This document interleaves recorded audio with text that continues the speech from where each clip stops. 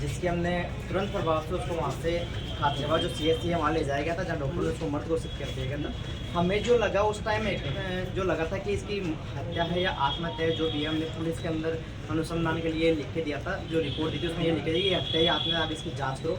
जो दातारामगढ़ थाने से हमारे बीच में ASI थे वो आए और उनके साथ एक हेड कांस्टेबल थे मदन जी, ASI रघुनाथ जी और मदन लाल जी, दोनों हेड कांस्टेबल वहाँ पहुँचे।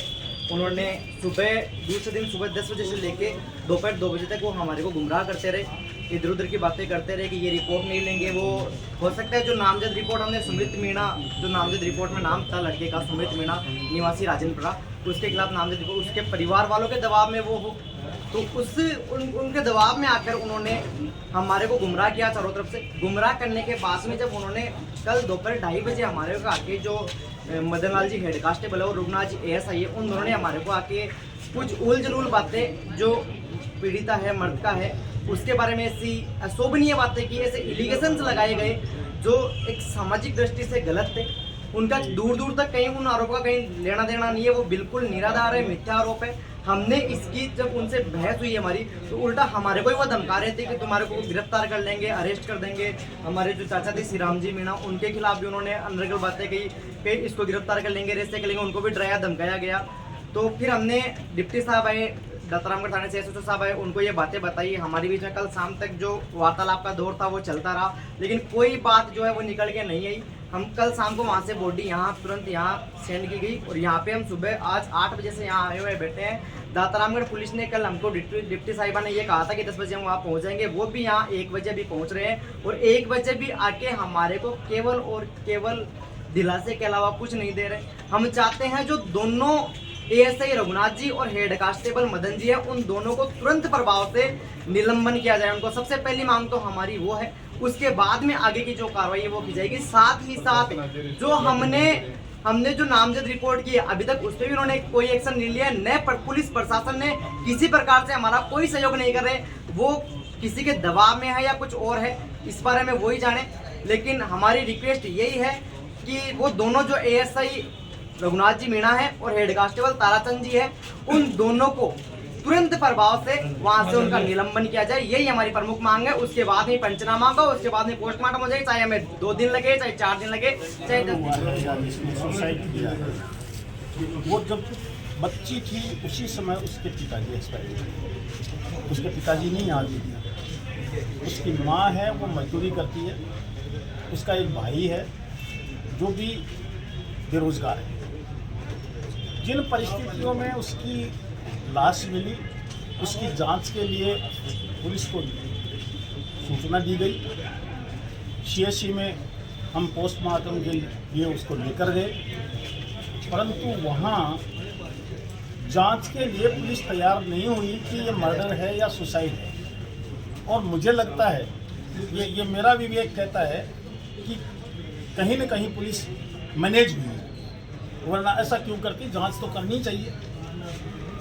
क्या कारण रहा है कि पुलिस मैनेज हुई है? क्या संभावना है? आप रिपोर्ट नहीं लेना, जो FIR दर्ज कराई उसमें चेंज करो, हम कहें वैसे लिखो।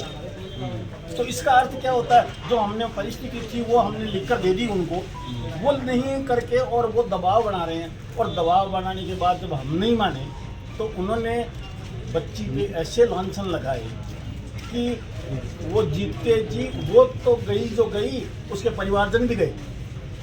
जी क्या मामला लग रहा है? कौन इस पुलिस को मैनेज कर रहा है और कौन क्या कुछ? जिसके खिलाफ FIR दर्ज करिए, नामजद रिपोर्ट है, वही कर रहा होगा।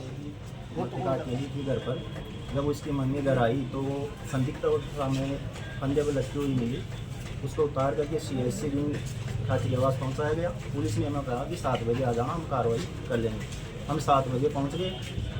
पुलिस 10 बजे आई और हमने रिपोर्ट दे दी। थोड़ी देर बाद में पुलिस ने कहा कि रिपोर्ट हम कहे उसके अनुसार जो ये रिपोर्ट आपकी गलत है। हमने कहा कि जो हमारे पास जो इस परिस्थिति है, जो हमारे साथ घटित हो, वैसे हमने आपको रिपोर्ट दे दी है, आप इस पर कार्रवाई करो।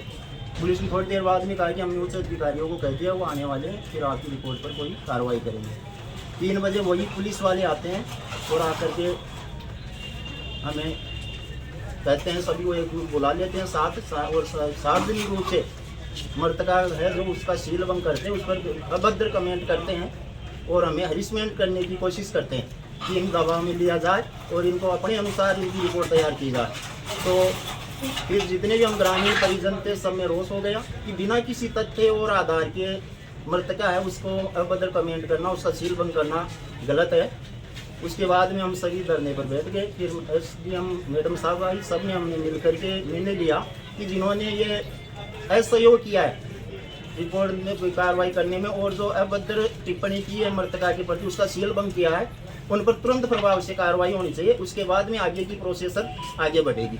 फिर जब मैडम साहिबान डिप्टी साहिबान पहुंची तो उन्होंने हमने उनके प्रति रिटर्न में भी दिया, तो उन्होंने कार्रवाई का आश्वासन दिया, लेकिन हमने यही किया कि उनके प्रति तुरंत कार्रवाई हो, लेकिन अभी तक हुई नहीं। अगर प्रशासन चाहता और अभद्र कमेंट नहीं करता तो कल डेड बॉडी का दाग संस्कार हो जाता। इसके लिए तुरंत यह प्रशासन जिम्मेदार है। और अब हमारी गांव में भी हुई रात को सभा, सारी समाज की, परिवारजनों की, सबकी हो गई। तो हमने यही डिसीजन लिया है सभी ने मिल करके कि जब तक उन पर कार्रवाई नहीं होती, जो उन्होंने कमेंट किया है और जो प्रशासनिक जो अधिकारी है उस कमेंट को खारिज नहीं करते हैं, तब तक हमारा यह प्रदर्शन जारी रहेगा। न हम पंचनामा करवाएंगे न डेड बॉडी। तो हमसे सभी मीडिया के माध्यम से प्रशासन से हैं कि जल्दी से सहयोग करके इस मैटर को तुरंत कवर करें। नाम गणपत मीणा, लड़की का मामा।